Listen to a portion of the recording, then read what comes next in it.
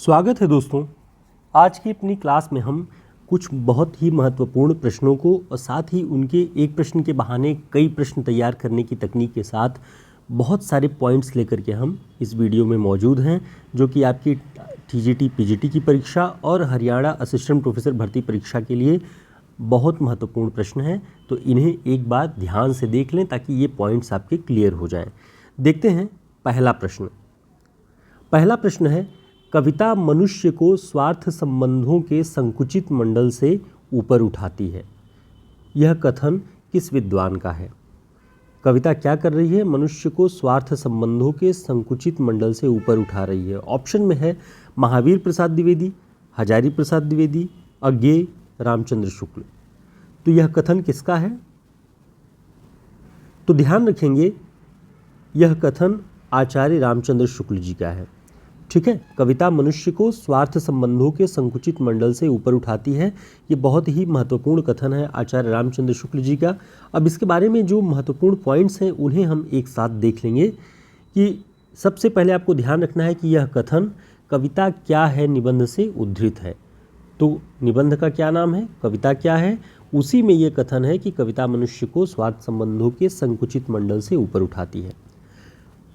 यह निबंध यानी ये जो कविता क्या है निबंध है, ये चिंतामणि भाग 1 में संकलित है। तो इसे ध्यान रखिएगा, कभी भी प्रश्न पूछे कि कविता क्या है, किस निबंध संग्रह में है आचार्य रामचंद्र शुक्ल के, तो चिंतामणि भाग 1 में संकलित है। और चिंतामणि भाग 1 का प्रकाशन जो है वो 1939 ईस्वी है, 39। ठीक है, और इसके संपादक आचार्य रामचंद्र शुक्ल हैं।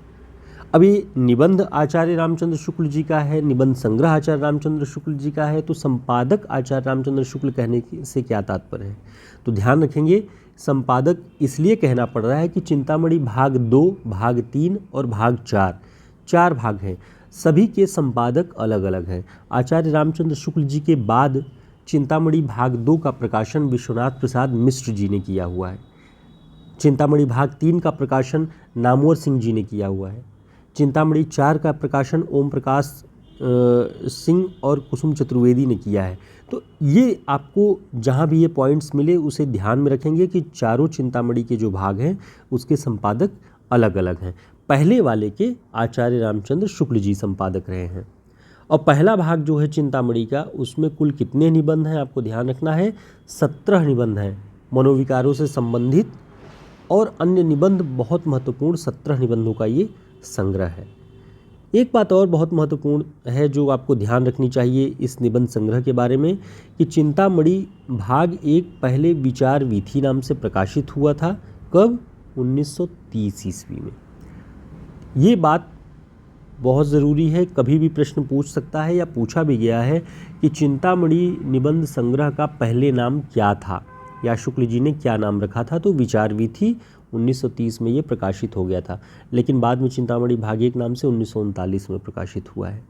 ठीक है, अब इसी निबंध की एक और बहुत महत्वपूर्ण जो पंक्ति है उसे ध्यान रखेंगे ताकि आप भूलें न और कभी भी आ जाए तो आप समझ पाएँ कि ये कि जिस प्रकार आत्मा की मुक्तावस्था ज्ञान दशा कहलाती है, उसी प्रकार हृदय की यह मुक्तावस्था रस दशा कहलाती है।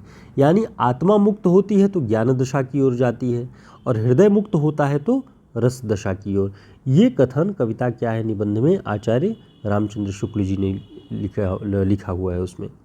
तो उम्मीद है कि इस एक प्रश्न से, एक कथन से आपको इतनी सारे पॉइंट्स तैयार हुए होंगे जो कि 10 प्रश्नों के बराबर लगभग हो जाते हैं। तो हमें यहाँ पे केवल प्रश्नों को गिनाना नहीं है, उन प्रश्नों के साथ कुछ जो महत्वपूर्ण बातें हैं वो भी आप जान सकें। ठीक है, अगला प्रश्न देखते हैं। पिता गए, माता गई, गुरुदेव गए, कंधे से कंधा भिड़ाकर प्राण देने वाला सिंहरण गया, चीर सहचर सिंहरण गया। चंद्रगुप्त नाटक में यह कथन किस पात्र का है? ऑप्शन: चाणक्य, सिकंदर, चंद्रगुप्त, भट्टारक। तो चंद्रगुप्त नाटक जयशंकर प्रसाद जी का है। ये सभी परीक्षाओं के प्रतियोगी पाठ्यक्रम में है, ये महत्वपूर्ण है और टीजीटी पीजीटी की दृष्टि से भी बहुत महत्वपूर्ण है। तो ये कथन भी बहुत चर्चित है कि पिता गए, माता गई, गुरुदेव गए, कंधे से कंधा भिड़ाकर प्राण देने वाला चीर सहचर सिंहरण गया। तो ये कथन है इस नाटक में चंद्रगुप्त का, ध्यान रखेंगे ये चंद्रगुप्त का कथन है। इसके अलावा दो और महत्वपूर्ण इसी नाटक के कथन आपको बता दें लगे हाथ कि महत्वाकांक्षा का मोती निष्ठुरता की सीपी में रहता है, यह चाणक्य कहता है इस नाटक में, और बहुत ही कटु सत्य है आज के समय में लेकर के, और इसकी प्रासंगिकता हमेशा बनी रहेगी कि यदि आप महत्वाकांक्षी हैं अपने उद्देश्य को प्राप्त करने के लिए तो आपको तमाम चीज़ों से निष्ठुरता बरतनी ही पड़ेगी। यदि आप परीक्षाओं में लगे हुए हैं तो देख ही रहे हैं कि निष्ठुर होना पड़ता है। आप घर अपने परिवार अपने संबंधियों को छोड़ के शहरों में जा कर के वहाँ बैठ के पढ़ाई कर रहे हैं, त्योहारों पे भी जाना हो पाता है या नहीं हो पाता है, कई सारी चीज़ें हैं, तो निष्ठुरता बरतनी पड़ती है अपनी महत्वाकांक्षा को पूर्ण करने के लिए। ये चाणक्य का कथन है।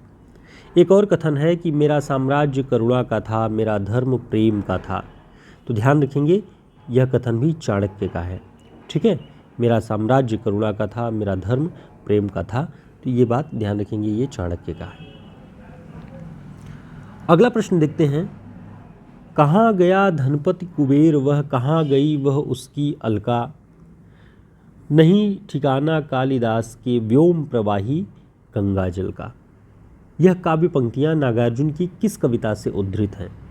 ऑप्शन है शासन की बंदूक, बादल को घिरते देखा है, कालिदास सच सच बतलाना, सिंदूर तिलकित भाल।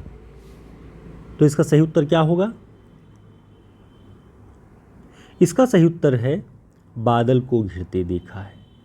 नागार्जुन की कविता है और बाकी जो तीन और नाम आप देख रहे हैं ये भी नागार्जुन की ही कविता है, इसलिए ध्यान रखेंगे कभी भी पूछे शासन की बंदूक किसकी कविता है? नागार्जुन। सिंदूर तिलकित भाल किसका है? नागार्जुन का। कालिदास सच सच बतलाना ये भी नागार्जुन। तो आपको इस रूप में इन सारी चीज़ों को ध्यान रखना है। कभी कभी ऐसे भी पूछ लेता है और सामान्य होने के नाते भी हम असावधानी में इन सारे प्रश्नों को गलत कर जाते हैं, तो इन्हें आपको ध्यान रखना है कि ये नागार्जुन की काव्य पंक्तियाँ हैं।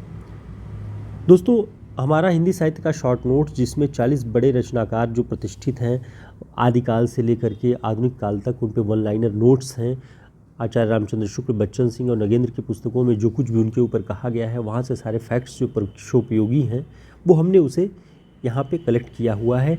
हिंदी साहित्य के इतिहास, काव्यशास्त्र, भाषा विज्ञान, पाश्चात्य काव्यशास्त्र, इन सब पर शॉर्ट नोट्स हैं कि आप परीक्षाओं के दौरान इनसे रिवीजन करके बेहतर परिणाम ला सकते हैं। तो ये शॉर्ट नोट्स आप हमारे व्हाट्सएप नंबर पे संपर्क करके इसे मंगा सकते हैं। एक और सूचना कि 345 रुपये का ही ये नोट्स है। डाक खर्च के बारे में जो लोग कहते हैं कि डाक खर्च आप अतिरिक्त ले रहे हैं, डाक खर्च आप सभी जानते हैं कि भारतीय डाक हो या किसी और प्लेटफॉर्म से तो वो डाक खर्च देना ही पड़ता है, अपने पास से दे पाना थोड़ा संभव नहीं होता, इसलिए ये डाक खर्च अनिवार्य होता है ताकि लगभग 70 से 75 रुपये इसको यहाँ से पोस्ट करने में, डिलीवर करने में लगते हैं, तो इसे भी ऐड करके ही आप इसे ऑर्डर कर सकते हैं। दूसरा, हिंदी साहित्य का जो पेपर होने वाला है टीजीटी पीजीटी के लिए 1000 प्रश्नों का पूरा प्रैक्टिस सेट है हमारा ये, और अभी ऑफ़र है, आप इसे 200 रुपये में पीडीएफ आप सभी के लिए उपलब्ध कराया जा रहा है ताकि आप रिवीजन कर सकें। अब तक जो कुछ भी आपकी तैयारी है 1000 प्रश्नों में आप उसका आकलन कर सकते हैं। 1000 प्रश्न बहुत होते हैं और उस तरह से हमने सेलेक्ट किए हुए हैं प्रश्नों को, उस तरह से बनाया हुआ है कि जिसमें आपके हिंदी व्याकरण के भी प्रश्न उसमें कवर हो जाते हैं और अलंकार, छंद, बहुत सारी चीज़ें हिंदी साहित्य के, तो वो सब कुछ आपको इस 1000 के प्रश्नों के टेस्ट सीरीज़ में मिल जाएगा। 10 प्रैक्टिस सेट होगा, 1000 प्रश्न हैं। आप हमारे नंबर पर संपर्क करके इसे पीडीएफ तुरंत प्राप्त कर सकते हैं, आंसर की भी इसकी मिल जाएगी आपको। अगला प्रश्न देखते हैं, कहना न होगा किस आलोचक का साक्षात्कार है? ऑप्शन श्याम सुंदर दास, डॉक्टर नगेंद्र, रामविलास शर्मा, नामवर सिंह। तो कहना न होगा किस आलोचक का साक्षात्कार है, तो इसका जो सही उत्तर है वह है नामवर सिंह। ध्यान रखिएगा, नामवर सिंह का साक्षात्कार जो है उसका नाम क्या है? कहना न होगा। अब इसके बारे में कुछ और महत्वपूर्ण बातें जान लेते हैं। कहना न होगा का प्रकाशन वर्ष क्या है? 1994। ये साक्षात्कार विधा की रचना है। किसका साक्षात्कार? नामवर सिंह का। नामवर सिंह की एक आलोचना पुस्तक है कविता के नए प्रतिमान, 1968 में ये प्रकाशित हुई है और इसके बारे में ध्यान रखेंगे कि इसे साहित्य अकादमी पुरस्कार 3 वर्ष बाद यानी 1971 में प्रदान किया गया है। तो नामवर सिंह की कौन सी पुस्तक या कौन सी रचना साहित्य अकादमी पुरस्कार से पुरस्कृत है? कविता के नए प्रतिमान। नामवर सिंह के समग्र साहित्य का संपादन प्रोफेसर आशीष त्रिपाठी जी ने, जो बनारस हिंदू विश्वविद्यालय में अध्यापन कार्य कर रहे हैं, उन्होंने किया हुआ है। नामवर जी के बोले हुए लिखे हुए समस्त साहित्य का, जो पत्र पत्रिकाओं में भी उन्होंने फुटकर लेख लिखे, सबको कलेक्ट करके बड़ा परिश्रमिक काम उन्होंने किया हुआ है और अलग अलग शीर्षकों से उनके नामवर जी की समस्त पुस्तकें और लेख यहाँ पर प्रकाशित हैं, जिनके बारे में जानकारी आपको हम अगले वीडियो में दे देंगे। देखते हैं अगला प्रश्न। अगला प्रश्न है, नई कहानियाँ पत्रिका के संपादक कौन थे? ऑप्शन भैरव प्रसाद गुप्त, अमरकांत, उपेंद्र नाथ अश्क, कमलेश्वर। तो इसका सही उत्तर क्या है? इसका सही उत्तर है भैरव प्रसाद गुप्त।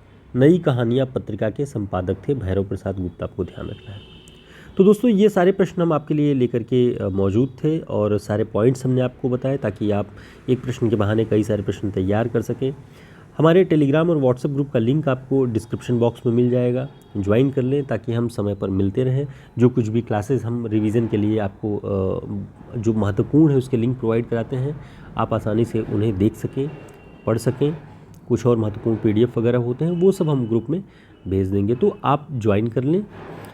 हमें 1 वर्ष हो गया इस चैनल पर काम करते हुए, स्वांतः सुखाय, और अपनी रुचि के अनुसार और आप लोगों की परीक्षाओं को ध्यान में देखते हुए हमने लगभग 1 वर्ष से लगातार छोटी छोटी मगर महत्वपूर्ण क्लासेस आप लोगों के लिए हमेशा लेकर के हम मौजूद रहे।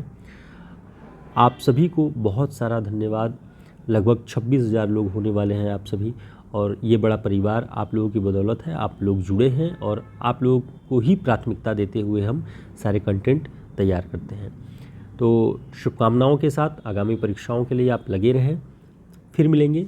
नमस्कार।